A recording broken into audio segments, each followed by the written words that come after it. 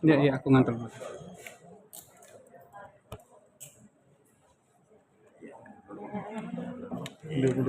Mas Faris, mungkin ada yang bisa Mas sampaikan, Mas. Sambil jalan, Mas. Ya, di luar ya. Oh, iya. Di luar kesana aja, kita bisa ngomongnya nggak sampai. Ya. Bentar. Gimana, Om? Saya kesana aja. Bentar. Ya. Ini masih duplik, ya, masih duplik. Ya kita tunggu putusan. Saya tadi sudah menyampaikan beberapa rekan. Intinya saya menghargai sebagai Muslim, saya percaya kepada kehendak Tuhan Yang Maha Esa. Sebagai warga negara Indonesia, saya percaya negeri ini adalah negara yang memiliki hukum yang jelas dan pasti buat warga negaranya, terutama warga negara yang baik. Saya membayar pajak yang baik. Dan kemudian juga dari sisi saya sebagai terdakwa, saya percaya kepada proses hukum yang sedang berlangsung. Saya percaya kepada Kajari, saya percaya kepada penasihat hukum, saya percaya kepada majelis persidangan. Ya, sehingga saya ikhlas, ya.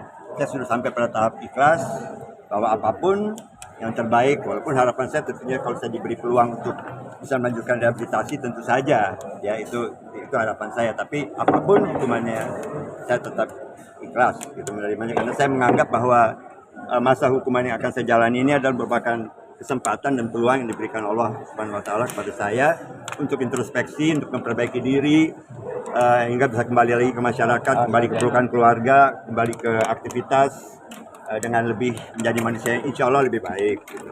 Itu aja sih. Yang lainnya kita ikuti aja dulu sih. Kalaupun nanti hasilnya tidak rehabilitasi, siap menjalankannya. Saya siap menjalani. Dalam arti kata yang penting sebetulnya adalah gini. Saya menerima segala hukuman asalkan memang hukuman itu sesuai faktanya, gitu ya. Intinya itu ya, faktanya gitu. Jadi kalau misalnya memang faktanya sesuai faktanya, dia tetapkan hukuman yang bagaimana, oke gitu. Cuman kadang-kadang ada beberapa hal yang mungkin saya ingin sampaikan secara pribadi, ya. Sebagai warga negara kadang-kadang saya bingung. Kadang-kadang sebagai warga negara saya bingung kepada kebijakan-kebijakan hukum pelaksanaan pelaksanaan undang-undang hukum ini kok berbeda-beda, ya.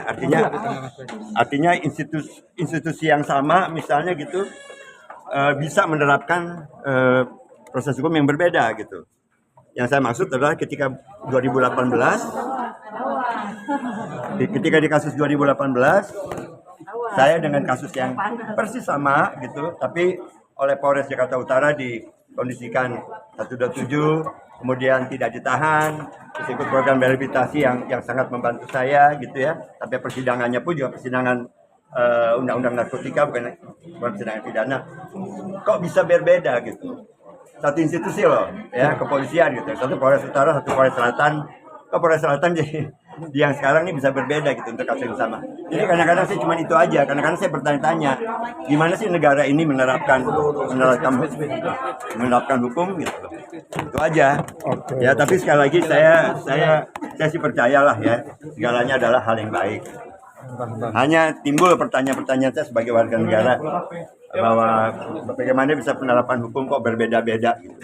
Pada satu institusi gitu, kepolisian gitu misalnya, kejaksaan gitu misalnya, ya, sampai pengadilan negeri gitu, kok bisa berbeda gitu, padahal kasusnya sama gitu. Itu aja sih, ya. Ini kan ini udah keempat kalinya, udah berjanji yang terakhir. Iya, pasti. Saya sebetulnya juga memang sudah demikian gitu, tapi apa boleh buat, ya. Artinya ada aja masalah yang timbul, ya saya harus ikuti. Ya. Matur nuwun Mas Faris. Pak Polisi, makasih Pak Polisi. Makasih Bang. I love you. Oke, thank you. Makasih Mas Faris.